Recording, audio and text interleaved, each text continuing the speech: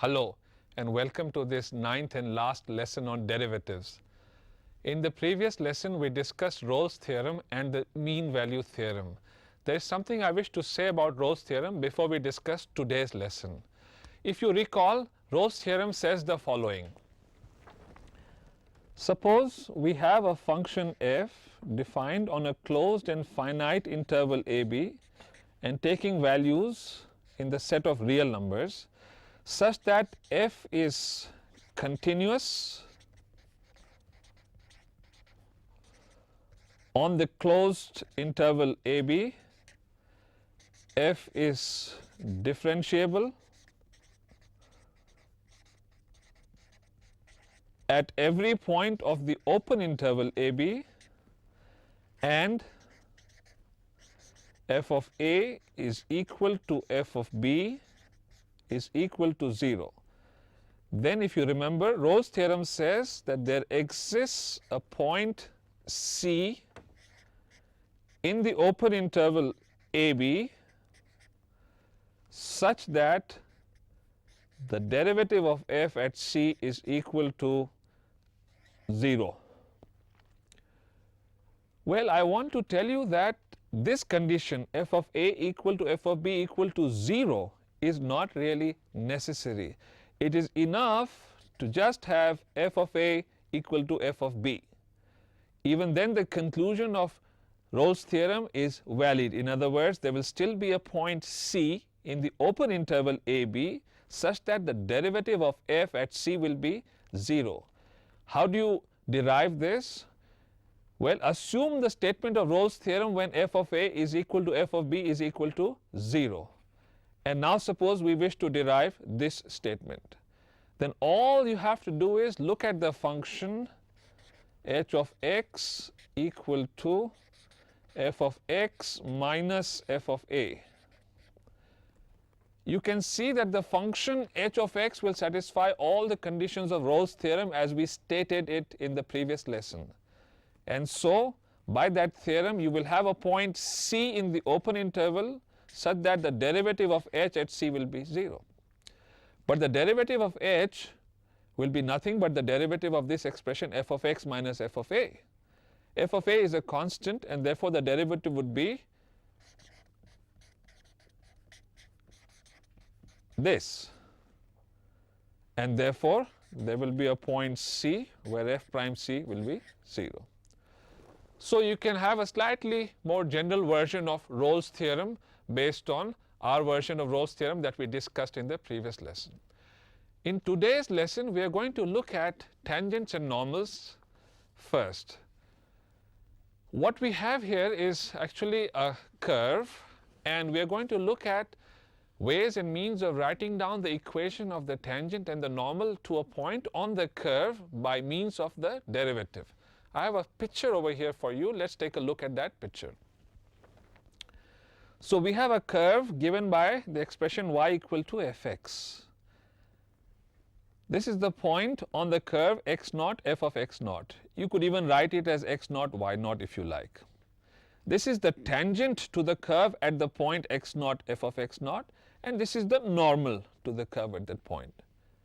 And we wish to find expressions for the equation of the tangent passing through this point on the curve and of the normal passing through this point on the curve.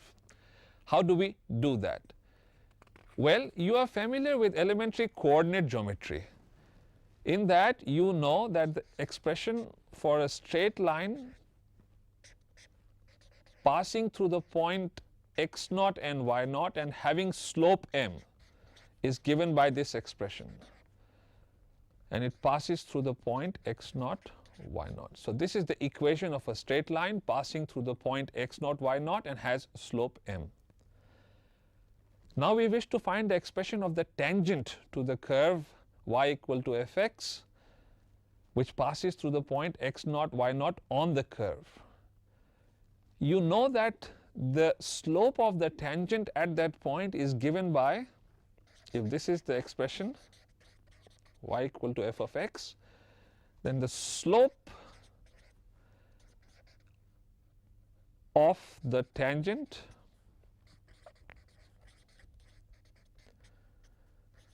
at x naught f of x naught is the derivative of f at x naught. And so the equation of the tangent which passes through the point x naught y naught or x naught f of x naught, which is the same thing, would be y minus y naught is equal to f prime x naught into x minus x naught. I have a written statement of this. This is what we have deduced. Let's look at this statement. Let y equal to fx be a curve. The equation of the tangent at x naught y naught is y minus y naught equal to f prime x naught into x minus x naught. Well, suppose now we need to find the equation of the normal at this point x naught y naught passing through the point x naught y naught on the curve. You know that the normal is at right angles to the tangent. And so if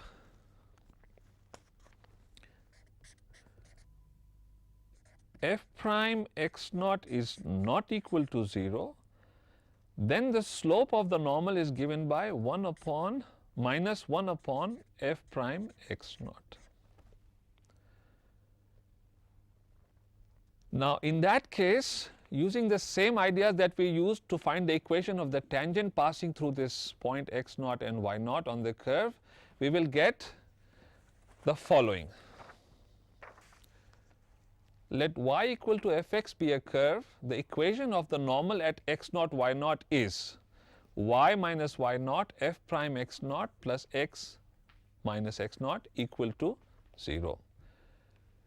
You must remember, I have deduced this only under the condition that f prime x naught is not equal to 0, and that is because we were dividing by f prime x naught. Now suppose what happened if f prime x naught were 0? Now if f prime x naught is 0, then the tangent is parallel to the x-axis. If the tangent is parallel to the x-axis, then the normal is parallel to the y-axis, and it passes through the point x naught y naught. In that case, the equation of the normal would be x equal to x naught or x minus x naught equal to 0.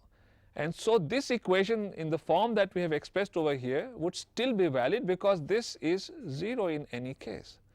So whether f prime x naught is 0 or not, the equation of the normal at x naught y naught will always be given by this expression y minus y naught into brackets multiplied by f prime x naught plus x minus x naught equal to 0. So we have now written down the equation of the tangent and the normal with the help of the derivative which passes through the point x naught y naught on a curve. Let us use these equations to solve some problems. Here is the first problem that I have in mind for you. Find the equation of the tangent and normal to the curve y equal to x to the power 4 minus bx cube plus 13x square minus 10x plus 5 at the point 0, 5.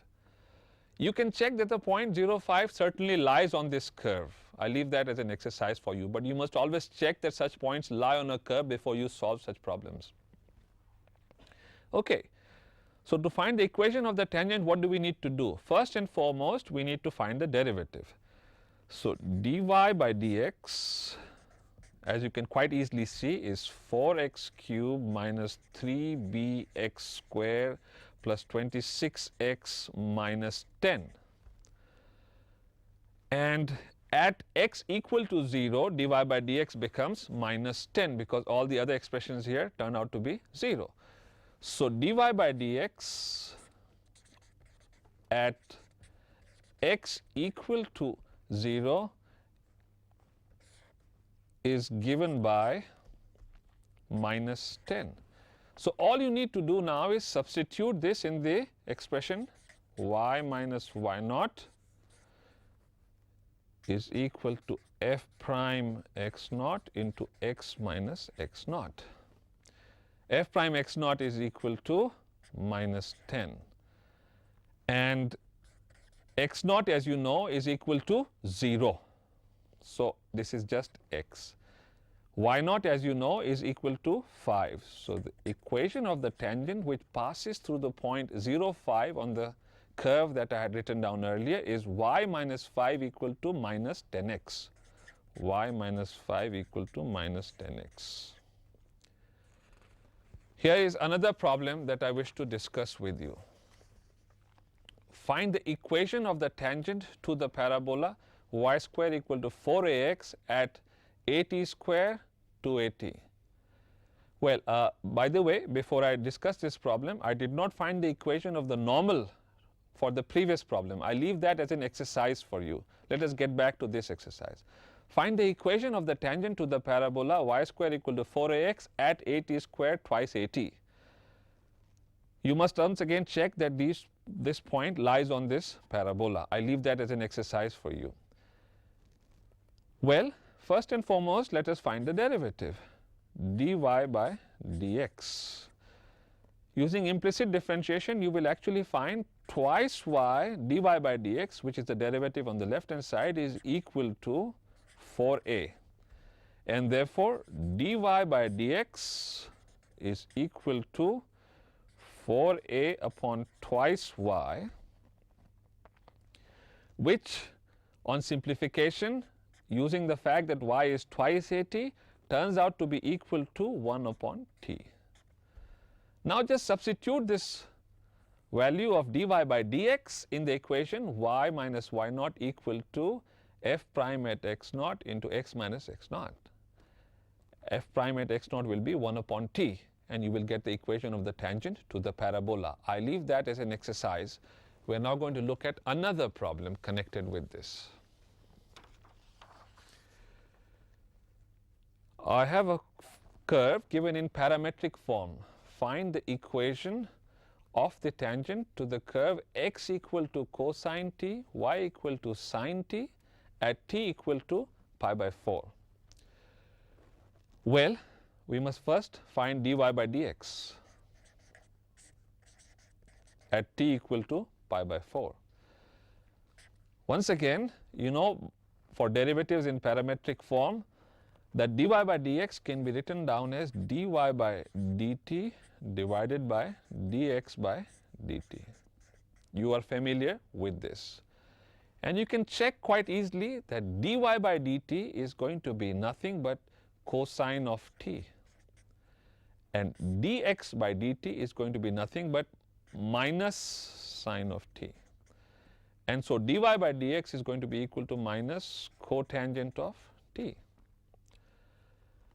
Now, t is equal to pi by 4.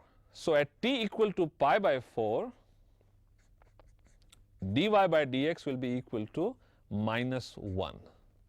You have the slope now.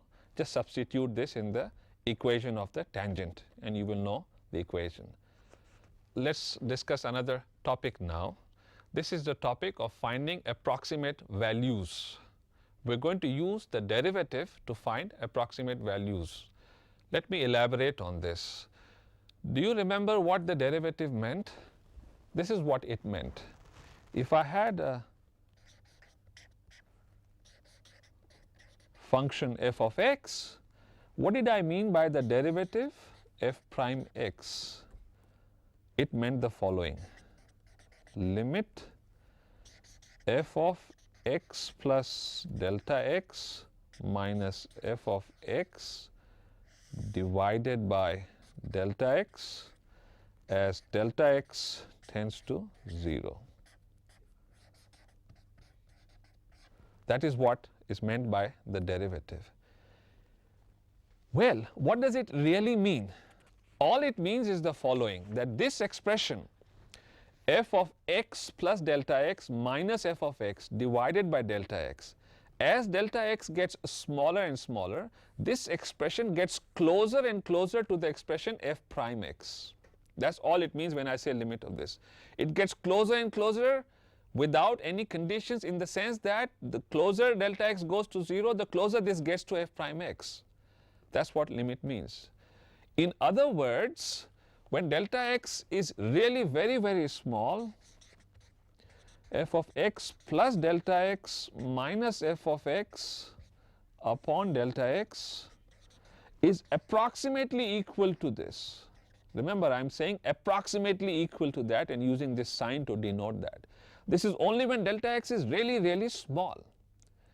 And therefore, when delta x is really, really small, f of x plus delta x is approximately going to be equal to f of x plus f prime x times delta x. I can give this a slightly more rigorous justification, but I think this should suffice for the moment for us. So let's look at this expression again. What I'm saying is that when delta x is really, really small, then for all values of delta x which are really small, I could write f of x plus delta x as approximately f of x plus f prime x delta x. So I have an approximate expression on the right hand side over here for the value of f at x plus delta x for a very, very small number delta x. I'm going to use this knowledge now to find approximations to certain quantities and functions. Let us see what I mean by that. Let me first take a look at a simple problem for you. This is the problem I have in mind. Find the approximate value of the cube root of 0.009. How do I do that? Well, take the function f of x equal to x to the power 1 upon 3, keeping in mind that x is positive. So the function is defined for the set of all positive real numbers. Now, I really need to find the value of f at 0.009. That is our problem. But 0.009 can be written in this fashion: 0.008 plus 0.001. That is going to be my x and that's going to be my delta x. And so this is approximately equal to, let me just continue over here. This is approximately equal to the value of f at x plus the derivative of f at x into delta x, which is 0.001. And now, if you were to simplify this, the value of f at x should turn out to be equal to 0.2 plus 1 upon 3 into 0.008 to the power 2 upon 3 into 0.001. If you simplify this further, this is going to be equal to 0.2 plus 1 upon 120. So an approximate value of f at 0.009, remember this is now just an approximate value. At 0.009 is 0.2 plus 1 upon 120. But f of 0.009 is nothing but the cube root of 0.009. That's the function f we started with. So this is approximately equal to 0.2 plus 1 upon 120. So you have used the derivative to find an approximate value to this number. Let's look at some other problems of this nature. Here's another one of such. If y is equal to x to the power 4 minus 10, and if x changes from 2 to 1.99, what is the approximate change in y? So I'm given a function y, or f of x if you like, equal to x to the power 4 minus 10. And I'm told that x changes from 2 to 1.99. So what is the approximate change in y? How do we tackle this problem? Well, our function f of x is, as I said, x to the power 4 minus 10. Okay? Now, x changes from 2 to 1.99. Well, so we need to find the change in y. let's just look at f of 1.99. That's nothing but f of 2 minus 0.01. That's your x and that's your delta x. And now we know that this is approximately equal to the value of f at x plus the derivative of f at x into delta x, which is minus 0.01. Now, what is the value of f at 2? Because the function f is x to the power 4 minus 10, this is equal to 2 to the power 4 minus 10 plus. What is the derivative of f at 2? It will be 4 into 2 cube. 4 into 2 cube into minus 0.01. This is a minus sign. So this is the value of f at 1.99. You also know the value of f at 2. That's nothing but 2 to the power 4 minus 10. You have this approximate value of f at 1.99. You have the value of f at 2. The difference is the approximate change in y. This is a simple exercise, and I'll leave this for you as homework. Let's now look at another problem.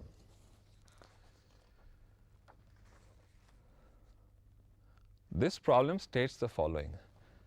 A circular metal plate expands under heating so that its radius increases by 2%.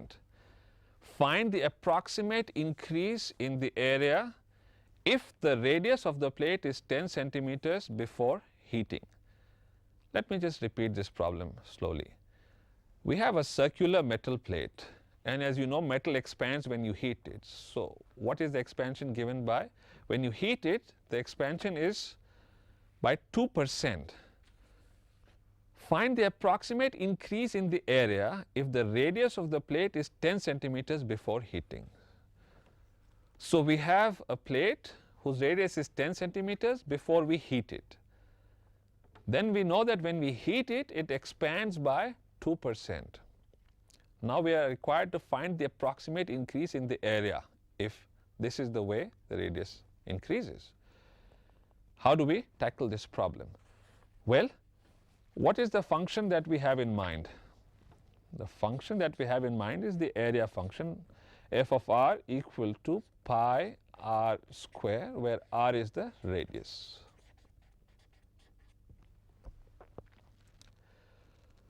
We are also told that when the radius is 10 and then when we heat it, the radius increases by 2%.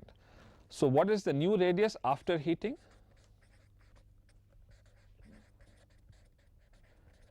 After heating, the radius will be 10 plus 0.2. And we need to find the approximate increase in the area, okay, after the heating. So what we need to do is find f of 10 plus 0.2, because that is the value of the area when the radius becomes 10 plus 0.2. Once again, this is approximately equal to the value of f at 10. I'm treating all these things as very small. 0.2 is our delta x over here. So the value is approximately equal to f of 10 plus the derivative of f at 10 multiplied by delta x, which is 0.2. What is f of 10? F of 10 is going to be equal to pi into 10 squared, which is 100. So it is pi into 100 plus, what is the derivative of f? That's going to be twice pi r.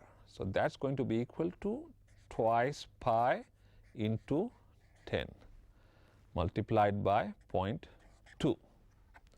That is the approximate value of f at 10 plus 0.2. Now if you were to simplify this, which is not terribly difficult, if you were to simplify this, you will find that the answer to this is equal to pi into 100 plus 2 pi into 10 that's 20 pi into 2 divided by 10. So that's going to be equal to 2 pi into 2. So that is really equal to pi into 100 plus 4 pi. So this is the new area approximately at the radius 10 plus 0.2. And what was the area at radius 10? That's easy to check. That's going to be equal to pi into 100. So what is the increase in area? It will be pi into 100 plus 4 pi minus pi into 100, the area at r equal to 10. So the increase in area is going to be 4 pi. So you have found that we have been able to find approximate values to various functions or numbers with the help of the derivative. This is an extremely useful thing. Later on you will learn, when you discuss more advanced calculus, by means of Taylor's theorem you can find much better approximations to such problems. This is of course the simplest version that we could find of Taylor's theorem, which you could follow to some extent. Remember, we have not really given any rigorous proofs for this. My friends, these lessons have now come to a close on the differential calculus. I sincerely hope that you have enjoyed these lessons. What I wish to tell you is that no matter how much anybody teaches you mathematics, you can never learn mathematics unless you do it on your own. In such short lessons over such a short duration, we can never really do enough problems for you. To do mathematics means to do problems. The more you do, the better you will understand. And how do you tackle and find problems?